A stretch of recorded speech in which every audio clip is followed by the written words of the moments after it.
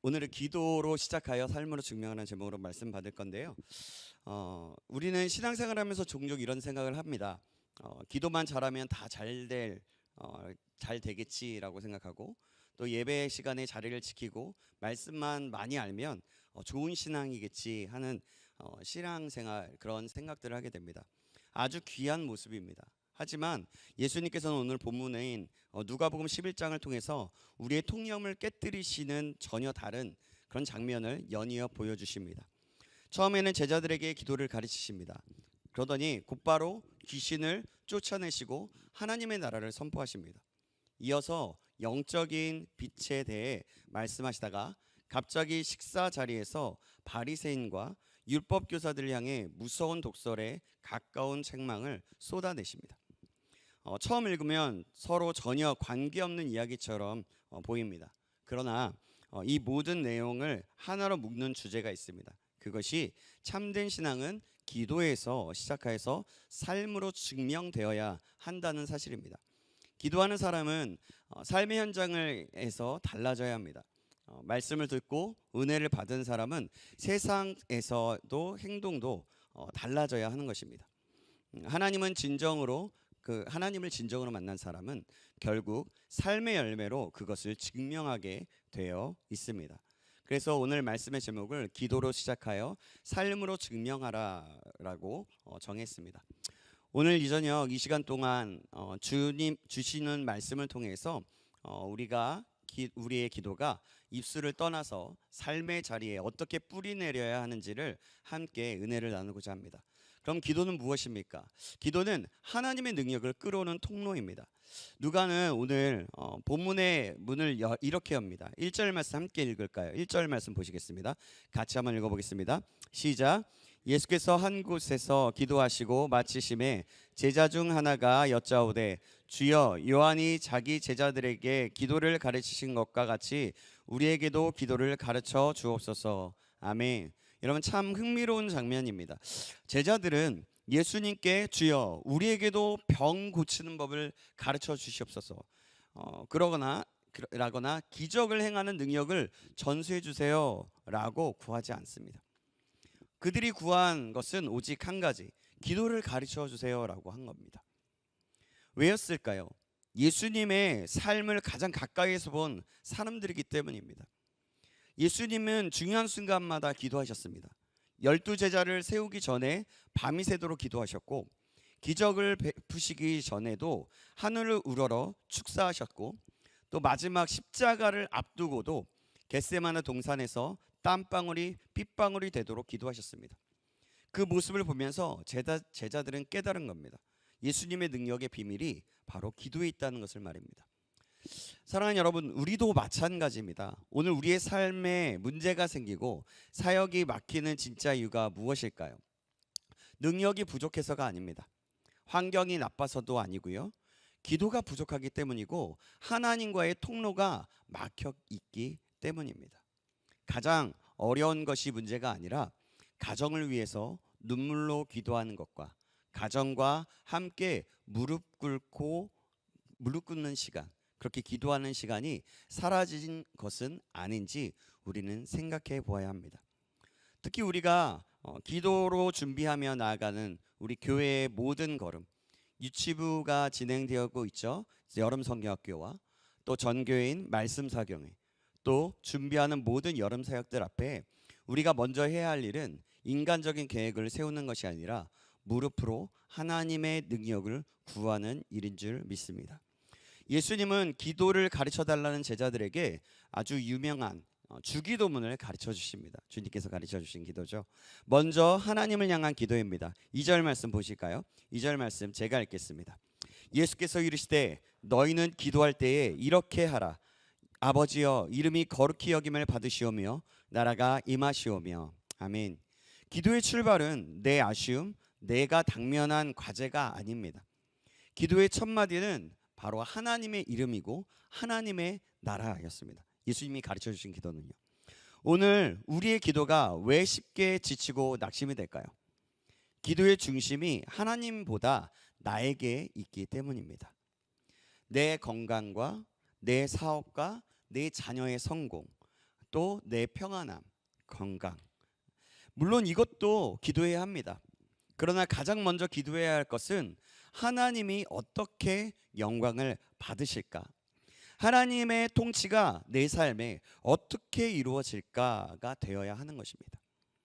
바로 하나님이 영광 받으시는 것, 하나님의 뜻이 이루어지는 것이죠. 기도의 방향이 바뀌면 신기하게 내 삶의 방향도 정돈되고 바뀌게 됩니다. 그 방향이 바로 선 다음에 비로소 우리의 필요를 구하라고 말씀하시는 겁니다. 누가복음 3장 말씀에 보면 우리에게 날마다 일용할 양식을 주시옵고라고 이어서 말하죠. 여기서 날마다라는 말이 굉장히 중요한데요. 하나님은 평생 먹을 양식과 그 은혜를 한꺼번에 주시는 분이 아닙니다. 그렇지 않습니까? 광야의 만나처럼 오늘을 살아갈 은혜를, 또 오늘 필요한 은혜를 오늘 공급하시는 분이 바로 하나님이십니다. 왜 그렇게 하실까요? 매일매일 하나님을 바라보며 신뢰 관계를 유지하게 하시기 위함입니다. 그것을 배우게 하기 위한 거예요. 참된 믿음은 내 미래를 내 눈으로 다 확인하고 안심하는 것이 아니라 미래를 쥐고 계시고 이미 알고 계시고 계획 속에 계신 그 하나님을 오늘 신뢰하며 한 걸음 한 걸음 내딛는 것입니다. 이어 예수님은 사랑과의 관계, 죄의 용서를 말씀하십니다. 4절 말씀 보실까요? 4절 말씀 같이 한번 읽어보겠습니다. 시작. 우리가 우리에게 죄 지은 모든 사람을 용서하오니 우리 죄도 사하여 주시옵고 우리를 시험에 들게 하지 마시옵소서 하라. 아멘. 기도는 하나님과의 관계를 회복하는 시간이기도 하지만 사람과의 관계를 회복하는 시간이기도 합니다. 골방에서 나와 내가 미워하는 사람, 나에게 상처 준 사람과의 관계를 다루는 실제적인 자리입니다. 내 마음에 누군가를 향한 쓴뿌리와 미움을 가득 품은 채로 하나님의 은혜를 구하는 것은 기도의 본질이 아닙니다. 내 기도가 하나님께 상달되기를 원한다면 내 손에 묻고 있는 불통과 불화와의 매듭을 삶의 자리에서 용서로 풀어내야 하는 것입니다. 예수님은 이어서 밤중에 떡을 빌리러 온 친구의 비유를 말씀하시면서 기도의 끈질김을 강조하십니다. 오늘 본문 9절과 10절 보시겠는데요. 제가 9절, 여러분이 10절 읽어주시겠습니다. 내가 또 너희에게 이르노니 구하라 그러면 너희에게 주실 것이요 찾으라 그러면 찾아낼 것이요 문을 두드리라 그러면 너희에게 열릴 것이니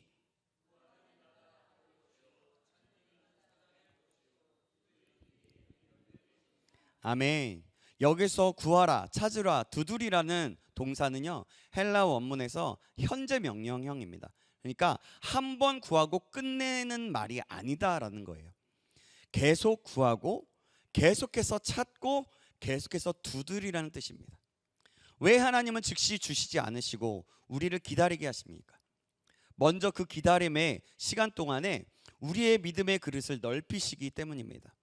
기도는 하나님의 뜻과 마음을 내 고집으로 꺾고 바꾸는 시간이 아닙니다. 기도는 기도하는 동안에 내 고집이 꺾이고 내 마음이 하나님의 뜻에 맞게 빚어가시는 그런 성화의 시간이기도 한 것입니다. 그러므로 응답이 지연되면 그런 순간조차도 하나님의 거룩한 다듬으심이 있는 그 은혜의 시간인 것입니다. 결코 헛되지 않다라는 것이죠. 예수님은 기도의 결론으로 가장 좋은 최고의 선물을 약속하십니다. 13절 말씀 우리 같이 한번 읽어보겠습니다. 시작. 너희는 악할지라도 좋은 것을 자식에게 줄 줄 알거든 하물며 너희 하늘 아버지께서 구하는 자에게 성령을 주시지 않겠느냐 하시니라. 아멘. 마태복음에서는요 동일한 본문에서 그냥 좋은 것이라고 표현했지만 누가는 이것을 아주 정확하게 성령이라고 짚어냅니다. 하나님이 우리에게 주시기 원하시는 최고의 응답은 상황의 모면이나 물질의 복 이전에 하나님 자신을 내어주시는 그런 성령님의 임재인 것입니다. 성령께서 우리의 마음에 충만히 임하실 때 비로소 우리의 기도가 세속적인 정욕을 벗어나서 하나님의 뜻을 구하는 참된 기도로 변화될 수 있는 것입니다. 오늘 이 밤에, 이 저녁에 우리의 기도가 단순히 하나님 이것을 허락해 주십시오, 저거를 해결해 주십시오, 그것을 넘어서 하나님 성령으로 나를 채워주셔서 내 뜻이 아니라 하나님의 뜻을 보게 하여 주시옵소서라는 깊은 기도로 나아가게 되기를 간절히 소망합니다. 사랑하는 여러분, 기도는 신앙의 시작입니다. 그러나 기도는 우리가 달달달 그냥 외우거나 하는 도깨비 방망이나 주문을 외우는 것이 아닙니다. 하나님과의 동행하는 시간인 것입니다. 우리가 기도를 통해 하나님의 이름을 높이고 하나님의 나라를 먼저 구하면서 날마다 공급하시는 은혜를 신뢰하고 용서를 실천하면서 성령을 사모할 때 우리의 삶은 조금씩 달라지기 시작하는 것입니다. 기도하는 사람은 결국 하나님을 닮아가게 되어 있습니다. 그래서 예수님은 오늘 먼저 기도를 가르치셨습니다. 그러나 여기서 멈추지 않으십니다. 기도한 사람이 세상 속에서 어떤 삶을 살아야 하는지 이어지는 말씀에서 계속 보여주고 계십니다. 기도한 사람은 하나님의 나라를 삶으로 드러내야 하는 것입니다. 기도를 가르치신 예수님은 곧바로 행동으로 하나님의 능력을 나타내십니다. 오늘 본문에 누가는 이렇게 기록합니다. 14절 말씀 보시겠습니다. 제가 읽겠습니다. 예수께서 한 말 못하게 하는 귀신을 쫓아내시니 귀신이 나가매 말 못하는 사람이 말하는지라 무리들이 놀랍게 여겼으나. 아멘. 기도를 가르치신 예수님은 곧바로 하나님의 나라를 보여주셨습니다. 이것은 결코 우연이 아닙니다. 예수님은 제자들에게 말씀만 가르치는 분이 아니라 그 말씀이 실제의 삶에서 어떻게 나타나는지를 몸소 보여주셨던 것입니다. 말씀은 삶으로 연결되어야 하고요, 기도는 능력으로 이어져야 합니다. 그런데 사람들은 이 모습을 보면서 반응이 두 갈래로 갈려지게 됩니다. 15절에 보니까 그 중에 더러는 말하기를 그가 귀신의 왕 바알세불을 힘입어 귀신을 쫓아낸다 하고, 또 어떤 사람은 16절에 또 더러는 예수를 시험하여 하늘로부터 오는 표적을 구하니라고 말씀합니다. 같은 기적을 보고도 어떤 사람은 믿고요, 어떤 사람은 비난을 합니다. 왜 그럴까요? 놀라운 기적은 일어났지만 마음이 이미 닫혀 있었기 때문입니다. 그들이 판단하고 그들이 색안경을 끼고 보고 있었던 겁니다. 믿지 않기로 결심한 사람은 아무리 큰 기적을 보아도 또 다른 증거를 요구하게 되어 있다는 겁니다. 오늘날도 마찬가지입니다. 하나님이 살아계시면 이것도 보여주세요. 이 문제를 해결해 주시면 제가 믿겠습니다. 이렇게 말하고 구하기도 합니다. 그러나 하나님은 기적으로 사람을 억지로 믿게 하시는 분이 아닙니다. 믿음은 표적의 양이 아니라 하나님을 향해 열린 마음에서부터 시작되는 것입니다. 그래서 우리의 마음이 굉장히 중요한 겁니다. 자, 15절에 귀신의 왕 바알세불을 힘입어 귀신을 쫓아낸다는 말한 그들의 말에 예수님께서는 스스로 분쟁하는 나라는 설 수 없다라고 하면서 그들의 주장을 논리적으로 반박합니다. 17절 말씀 우리 함께 읽겠습니다. 17절입니다. 시작. 예수께서 그들의 생각을 아시고 이르시되 스스로 분쟁하는 나라마다 황폐하여지며 스스로 분쟁하는 집은 무너지느니라. 아멘. 만일 사탄이 자기 편을 쫓아낸다면 사탄의 나라는 이미 무너진 것이라는 겁니다. 그러므로 예수님께서 귀신을 내쫓으신 것은 사탄의 역사가 아니라 하나님의 역사라는 것을 분명하게 말씀하고 있는 겁니다. 그리고 이어지는 말씀을 보겠습니다. 20절 말씀입니다. 그러나 내가 만일 하나님의 손을 힘입어 귀신을 쫓아내는 것이면 하나님의 나라가 이미 너희에게 임하였느니라. 아멘. 여기서 예수님은 단순히 귀신을 쫓아냈다라고 말씀하시지 않으셨습니다. 하나님의 나라가 이미 너희에게 임하였다라는 것이 핵심입니다. 예수님의 사역은요, 병 고치는 사역이 목적이 아니었습니다. 귀신을 쫓아내는 것도 목적이 아니었습니다. 그러니까 하나님의 통치가 시작되었다는 선언이 그의 목적인 겁니다. 즉 하나님의 나라가 그의 목적이었습니다. 하나님의 나라는 죽어서만 가는 천국이 아닙니다. 예수님이 왕으로 다스리는 곳마다 하나님의 나라가 임하는 것입니다. 죄가 떠나가고 미움이 용서로 바뀌고 절망이 소망으로 바뀌고 사탄의 권세가 무너지는 곳, 바로 거기에 하나님의 나라가 임하는 것입니다. 사랑하는 여러분, 오늘 우리의 가정은 어떻습니까? 또 우리의 일터는 어떻습니까? 우리의 마음은 어떻습니까? 예수님께서 다스리시는 곳입니까? 아니면 여전히 내 욕심과 분노와 염려가 다스리는 곳입니까? 우리는 매일 나라가 임하시오며 라고 기도합니다. 주기도문 하죠. 그렇다면 그 기도가 우리 가정과 삶 속에서도 이루어져야 하지 않겠습니까? 기도로 하나님의 나라를 구하면서도 삶에서는 여전히 내 왕국만 세우고 있다면 그것은 주기도문과 모순되는 삶이 되는 것입니다. 예수님은 이어서 매우 도전적인 말씀을 하십니다. 23절 말씀 보시겠습니다. 23절 같이 한번 읽어볼까요? 23절 같이 읽겠습니다. 시작. 나와 함께 하지 아니하는 자는 나를 반대하는 자요, 나와 함께 모으지 아니하는 자는 해치는 자니라. 아멘. 오늘날 사람들은 이렇게 말하죠. 나는 중립으로 할래. 나는 적당히 신앙생활을 하겠습니다. 너무 열심인 것은 너무나 부담스럽습니다 라고 말합니다. 그러나 예수님은 중립을 허락하지 않으십니다. 중립은 없다고 얘기하시는 거예요. 예수님과 함께하지 않는 것은 결국 예수님을 반대하는 것이라고 말씀하고 있습니다. 왜냐하면 우리의 삶은 언제나 누군가의 지배를 받기 때문입니다. 내가 주님을 왕으로 모시고 있으면, 왕으로 모시고 있지 않으면 결국 세상이 왕이 되고요, 욕심이 왕이 되고 돈이 왕이 되고 내 자아가 왕이 되는 겁니다. 그래서 신앙은 예수님을 어느 정도로 조금만 믿는 것이 아닙니다. 예수님께 삶의 주권을 내어드리는 것이 바로 우리의 신앙인 것입니다. 그리고 예수님은 이어서 더 강한 경고를 하십니다. 24절에서 26절 말씀인데요, 제가 24절, 여러분이 25절 읽어주시고 26절은 또 제가 읽겠습니다. 더러운 귀신이 사람에게서 나갔을 때에 물 없는 곳으로 다니며 쉬기를 구하되 얻지 못하고 이에 이르되 내가 나온 내 집으로 돌아가리라 하고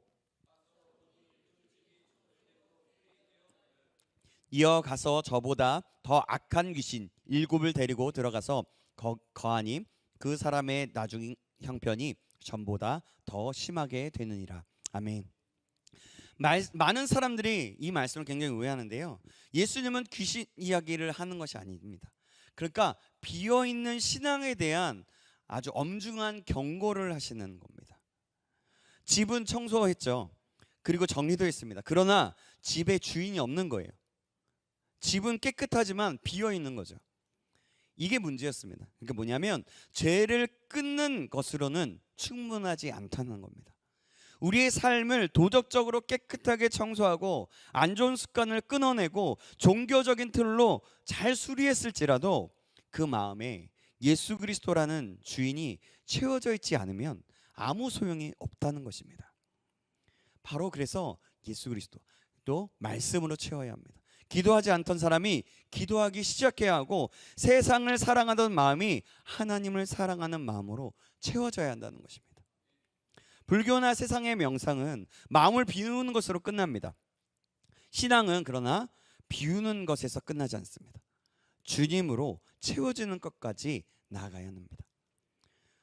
오늘 우리도 조심해야 합니다. 예배는 드리지만 말씀이 마음을 채우지 못하면, 죄는 멀리했지만 성령으로 충만하지 않으면 신앙은 형식만 남고 결국 다시 이전의 모습으로 돌아가기가 쉬운 겁니다. 그래서 바울은 성령으로 충만함을 받으라고 권면합니다. 예수님의 말씀을 듣던 중 한 여인이 감탄하며 외칩니다. 27절 말씀인데요, 제가 읽겠습니다. 이 말씀을 하실 때 무리 중에서 한 여자가 음성을 높여 이르되 당신을 뵌 태와 당신을 먹인 저지 복이 있나이다 하니 라고 합니다. 사람들은 예수님의 어머니 마리아를 칭찬하는 겁니다. 이 말은 그런 겁니다. 그러나 예수님은 그 말을 듣고 뜻밖의 대답을 합니다. 28절 말씀인데요, 같이 한번 읽어볼까요? 28절입니다. 시작.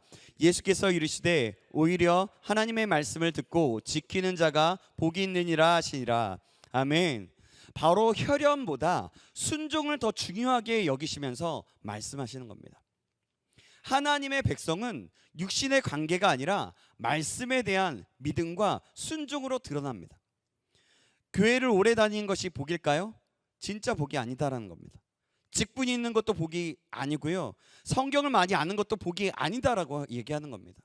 예수님이 말씀하시는 진짜 복 있는 사람은 오늘 들은 말씀을 내 삶에서 치열하게 지켜내며 순종하는 사람이다라는 겁니다. 야고보도 같은 말씀을 합니다. 야고보서 1장 22절에 너희는 말씀을 행하는 자가 되고 듣기만 하여 자신을 속이는 자가 되지 말라. 아멘. 여러분 이 말씀을 기억하고 순종하는 사람이 진짜 복이 있는 사람인 것입니다.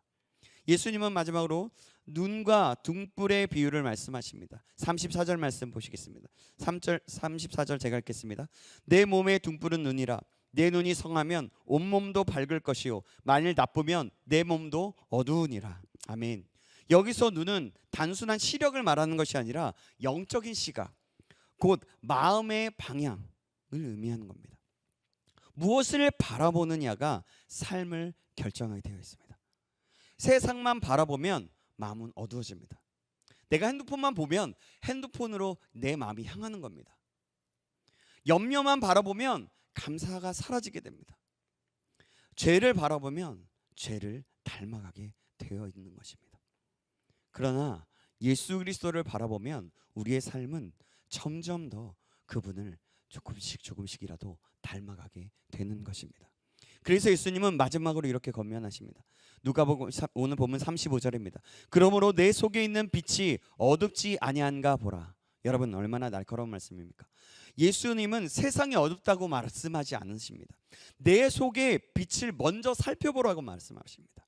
신앙의 위기는 세상의 어두움에서 시작되지 않습니다. 내 안에 빛이 희미해질 때 시작되는 겁니다. 내 밤에 빛이 없어질 때, 기도가 식고 말씀이 멀어지게 되고 예배가 형식으로 되어지고 성령의 감동을 잃어버리게 되면 겉으로는 신앙인처럼 보여도 내면은 점점 더 어두워질 수 있다는 것입니다. 사랑하는 여러분, 기도로 시작한 신앙은 반드시 삶으로 드러내야 합니다. 하나님의 나라가 우리를 다스리고 말씀이 우리의 중심으로 채워지면 그리스도의 빛이 우리 안에 밝게 비출 때 세상은 우리를 통해 하나님을 보게 될 것입니다. 아멘. 예수님께서 말씀을 마치셨을 때 또 한 바리새인이 식사를 초청합니다. 겉으로 보기에는 참 좋은 일인데요. 그러나 식사 자리에서 예상치 못한 일이 일어납니다. 38절 말씀 보실까요? 38절 말씀입니다. 38절 제가 읽겠습니다. 잡수시기 전에 손 씻지 아니하심을 그 바리새인이 보고 이상히 여기는지라. 바리새인은 예수님이 손을 씻지 않으셨다는 사실을 보고 이상히 여기는 겁니다. 여기서 말하는 손 씻음은 위생의 문제를 말하는 것이 아닙니다. 그때 당시 정결 예식을 말씀하는 그런 문제입니다. 정결 예식에 관한. 율법에는 제사장이 성막에서 손을 씻는 규례는 있었지만 식사 전에 모든 사람이 반드시 손을 씻어야 한다는 규정은 없습니다. 바리새인들은 장로들의 전통을 더하여서 그것을 신앙의 기준처럼 만들었습니다. 예수님께서 일부러 손을 씻지 않으신 것은 위생을 무시한 것이 아니라 사람의 전통이 하나님의 말씀보다 더 큰 권위를 갖게 된 왜곡된 신앙을 드러내시기 위함이었습니다. 그래서 예수님은 단번에 핵심을 찌르면서 말씀합니다. 39절 말씀입니다. 같이 한번 읽어볼까요? 39절입니다. 시작. 너희 바리새인은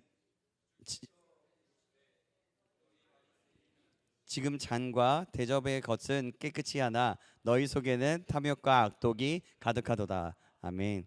앞부분을 제가 빠뜨렸네요. 여러분 얼마나 날카로운 말씀입니까? 그들의 잔도 대접도 다 깨끗하게 보였습니다. 그러나 안에는 썩어 있다는 것을 말씀하신 겁니다. 예수님은 그들의 손을 보신 것이 아니라 마음을 보셨습니다. 하나님은 겉보다 속을 보십니다. 사실 이것은 성경 전체의 일관된 메시지입니다. 사무엘이 다윗을 찾아갔을 때 하나님은 이렇게 말씀하셨습니다. 사람은 외모를 보거니와 여호와는 중심을 보신다라고 말씀하셨습니다. 우리는 사람 앞에서는 얼마든지 경건한 척 할 수 있습니다. 교회에서는 웃을 수도 있고요. 기도도 길게 할 수 있습니다. 성경도 많이 할 수 있습니다. 그러나 하나님은 언제나 왜 그렇게 하는가? 그 중심에 무엇이 있는가를 보신다는 것입니다. 남에게 보이는 것인지 아니면 정말 하나님과의 관계 속에서 그렇게 하나님을 사랑함으로 하는 것인지. 신앙은 보여주는 것이 아니라 살아내는 것입니다. 우리의 신앙도 돌아보아야 합니다. 혹시 사람들에게는 믿음이 좋은 사람으로 보이지만 하나님 앞에서는 기도보다 걱정이 많고 또 세상의 가치관을 더 따르고 있지는 않습니까? 겉모습은 속일 수 있지만 하나님은 속일 수 없는 것입니다. 저와 여러분이 하나님을 바라볼 수 있기를 간절히 소망합니다. 예수님은 이제 세 번의 화 있을 진저를 선포하는데요. 첫 번째 화가 하나님보다 물질을 더 사랑하는 신앙을 얘기합니다. 먼저 42절 말씀 보시겠습니다. 42절 말씀 같이 읽겠습니다. 시작. 화 있을 진저 너희 바리새인이여 너희가 박하와 운향과 모든 채소의 11조는 들이되 공의와 하나님께 대한 사랑은 버리는도다. 그러나 이것도 행하고 저것도 버리지 말아야 할지니라. 아멘. 바리새인들은 11조를 철저히 드렸습니다. 향신료 한 줌까지 계산할 정도였습니다. 그러나 정작 공의와 하나님의 사랑은 잃어버린 것입니다. 예수님은 11조를 하지 말라고 하신 것이 아니었습니다. 이것도 행하고 저것도 버리지 말아야 한다는 겁니다. 즉 신앙의 형식과 본질은 함께 가야 한다는 것을 말씀하고 있는 것입니다. 오늘날에도 같은 위험이 있습니다. 헌금은 하지만 이웃을 사랑하지 않을 수도 있는 겁니다. 예배는 드리지만 가정에서는 쉽게 분노할 수도 있습니다. 교회 봉사를 하고 있지만 또 교회에 사역을 하고 있지만 직장에서는 정직하지 못하는 경우들도 많이 있습니다. 이것은 하나님이 기뻐하시는 신앙이 아닙니다. 기도는 헌금으로 완성되는 것이 아니라 공의와 사랑으로 열매 맺을 때 완성되는 것입니다. 예수님은 또 두 번째 화를 말씀하시는데요. 사람의 인정이 하나님의 영광보다 커질 때의 말씀을 하시는 겁니다. 자, 43절 보실까요? 43절입니다. 43절 제가 읽겠습니다. 화 있을 진저 너희 바리새인이여 너희가 회당의 높은 자리와 시장에서 문안받는 것을 기뻐하는도다. 아멘. 그들은 하나님을 섬긴다고 했지만 사실은 사람의 박수를 더 좋아했습니다. 인기몰이가 더 좋았던 거죠. 이 말씀이 오늘 우리에게도 큰 질문을 던지게 됩니다. 그리고 깊이 생각해 보게 되는 거예요. 사랑하는 여러분, 우리는 누구를 의식하며 신앙생활을 하고 있습니까? 사람입니까? 아니면 하나님입니까? 예배, 봉사, 기도, 찬양, 설교 말씀을 듣는 것 모두 하나님을 위한 것이 되어야 하는 겁니다. 사람의 칭찬으로 만족하는 순간 하나님께 받을 상은 이미 잃어버리게 되는 겁니다.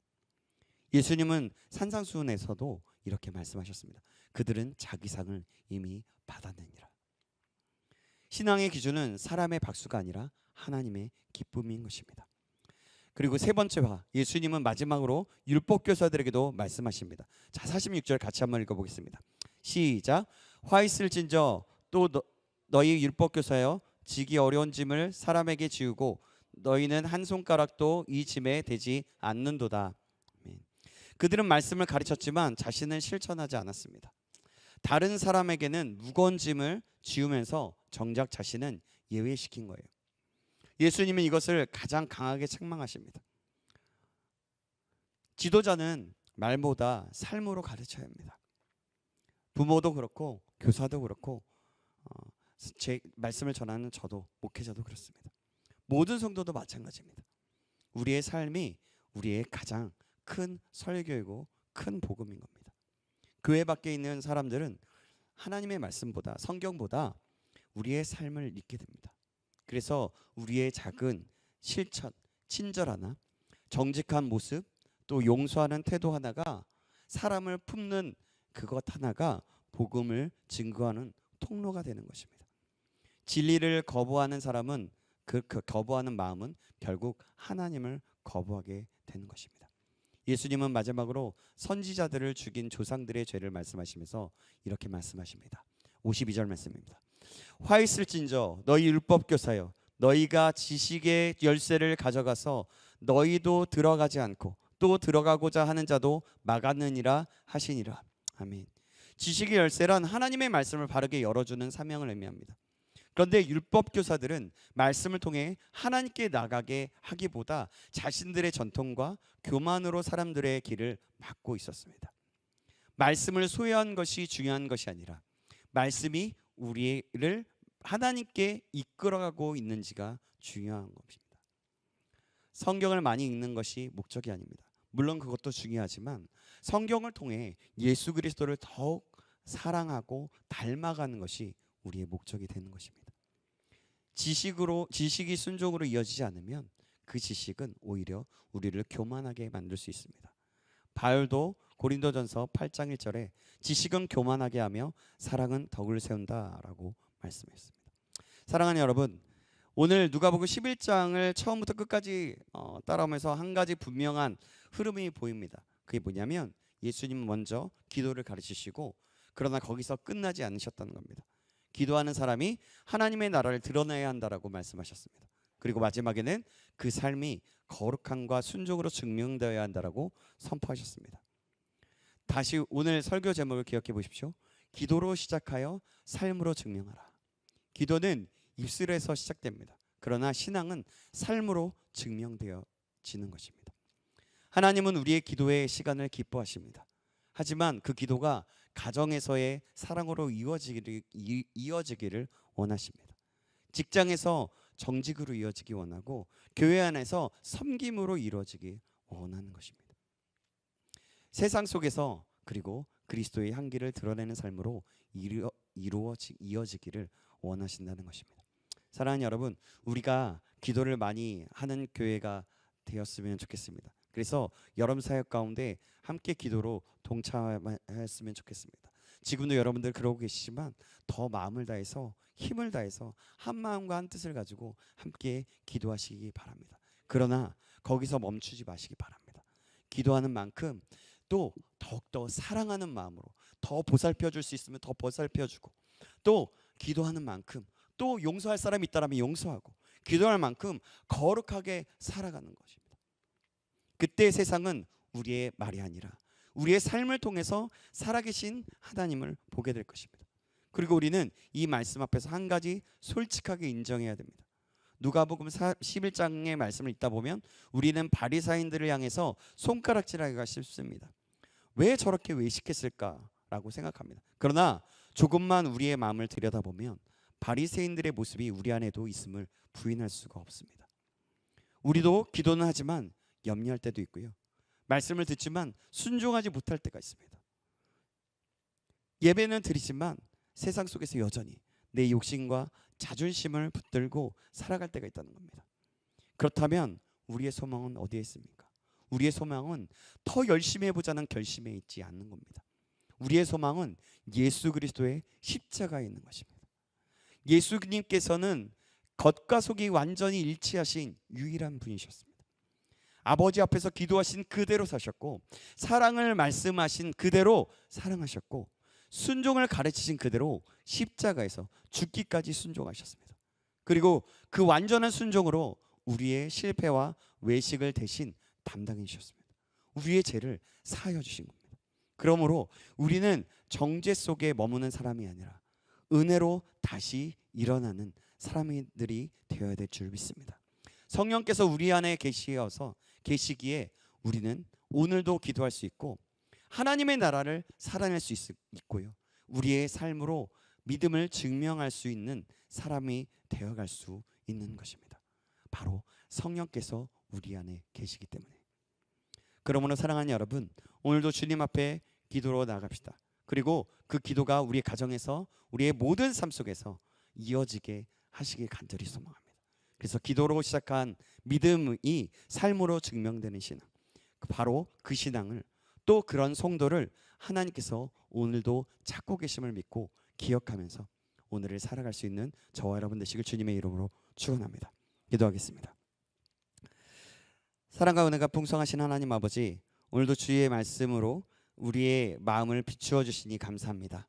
주님, 우리의 기도가 입술에만 머무는 신앙이 되지 않게 하시고 삶으로 증명되는 믿음이 되게 하여 주시옵소서. 기도할 때 하나님의 나라를 먼저 구하게 하시고 날마다 성령으로 충만하여 우리의 가정과 일터와 교회에서 예수 그리스도의 향기를 나타내게 하여 주시옵소서.